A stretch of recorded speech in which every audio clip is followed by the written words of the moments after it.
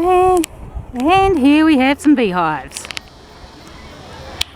In other words, bee enslavement houses. Yeah.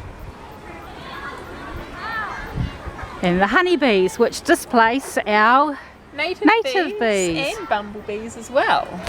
So plus also don't forget all the different insects and even birds that we eat the nectar. So no, we go along, we get some slaves, we put them in enslavement houses, and then you go along and take all of the hard workers' profits. Generally after those workers have already died, because they work so hard that they don't even really last a month half the time and just die. Because they keep taking away all their food sources. They keep taking away their food source, and they also die anyway, but they die even more if you take away their food sources, so you know.